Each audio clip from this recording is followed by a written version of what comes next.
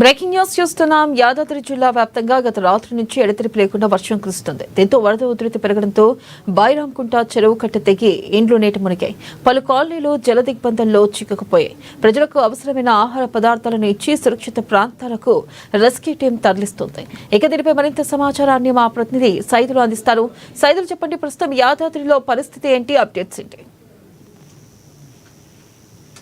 Right, good morning వెన్నెల. గత ఉపరితల ధోని కారణంగా అయితే రాష్ట్రంలో కురుస్తున్నటువంటి భారీ వర్షాలకు యాదాద్రి జిల్లాను అయితే వరద ముంచేసిందని చెప్పొచ్చు. గత రాత్రి నుండి అయితే ఎడతెరిపి లేకుండా కురుస్తున్న భారీ వర్షాలకైతే వాగులు వంకలు నిండి మత్తడి దొరుకుతున్నటువంటి పరిస్థితి ఉంది. గత రాత్రి నుండి ఎడతెరిపి లేకుండా కురుస్తున్నటువంటి వర్షాలకు యాదాద్రి జిల్లా ఆలేరులోని ఏదైతే చెరువులు ఏదైతే ఉన్నాయో బైరాంకుంట చెరువు కట్ట తెగి 11, 12 వార్డులకు పూర్తిగా నీట మునిగి జల దిగ్బంధమైనటువంటి పరిస్థితి కనిపిస్తూ ఉంది. ఆలేరు పట్టణంలోని సుమారు 30 నుండి 40 గ్రామాలు అంటే 12, 11 వార్డులలో 30 నుండి 40 కుటుంబాలు నీట మునిగినటువంటి పరిస్థితి.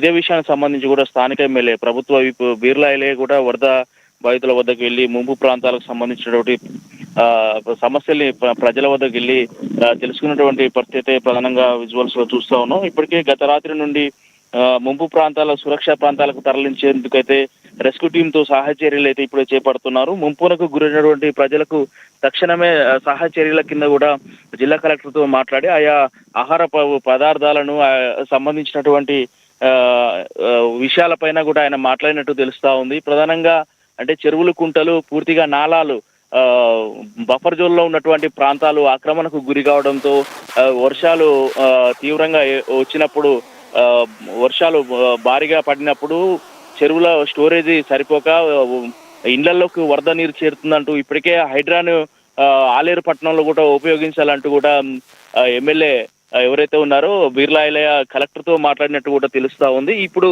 పూర్తిగా రాష్ట్రంలో 13 జిల్లాలకు ఇప్పటికే వర్ష సూచన అంటే రెడ్ అలర్ట్ ప్రకటించినటువంటి నేపథ్యంలో కూడా ఇప్పటికే ప్రజలు అప్రమత్తంగా ఉండాలంటూ ఆయా జిల్లా కలెక్టర్లు, ఆయా పోలీసు సిబ్బంది కూడా సూచనలు ఇస్తున్నటువంటి పరిస్థితి ప్రధానంగా కనిపిస్తూ ఉంది. ఇప్పటికే యాదాద్రి జిల్లాలో అయితే వర్షాలు అయితే ముంచెచ్చినటువంటి పరిస్థితి అయితే కనిపిస్తూ ఉంది. Vennela. Right Saidulu, thank you.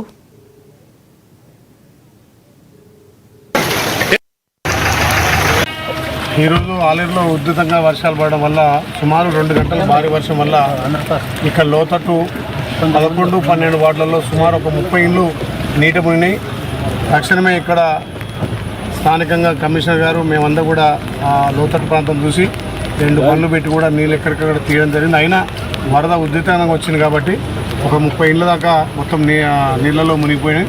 వాళ్ళని ఇక్కడనే ఫంక్షన్ హాల్కి తరలించి వాళ్ళకి అన్ని ఏర్పాట్లు చూస్తాం. ఇప్పుడే గౌరవ కలెక్టర్ కూడా మాట్లాడినా రేపు ఏదైతే ఇక్కడ ఇబ్బంది లేకుండా ఒక 3 బండ్లు పెట్టి ఆ కాలువను పునరుద్ధరించి ఏదైతే నీట నీళ్ళ కూడా కొంత ఆర్థిక సాయంతో పాటు వాళ్ళ పురోగతిని కూడా కల్పిస్తాం.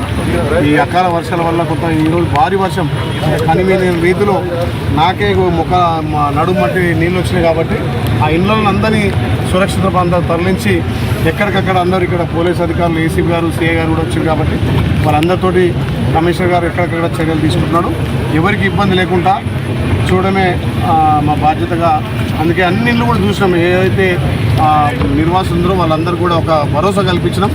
వాళ్ళకి ఇప్పుడు ఫుడ్ కూడా అరేంజ్ చేసి ఫంక్షన్లో వాళ్ళను ఈ నైట్ అక్కడే పడుకునే విధంగా రేపు అన్నీ కూడా చర్యలు చేపట్టి నాలాలు మొత్తం ఎవరైతే ఆక్రమించుకున్న వాళ్ళు ఎంత పెద్ద అయినా ఏ పార్టీ అయినా ఎవరైనా ఆ నాలలు ఆక్రమించుకున్న వాళ్ళని నాలలు తొలగించి మళ్ళీ ఎక్కడికక్కడ వర్షాలు పోయేటట్టుగా ఆ వరద నీళ్ళు పోయేటట్టుగా చర్యలు తీసుకుంటాం.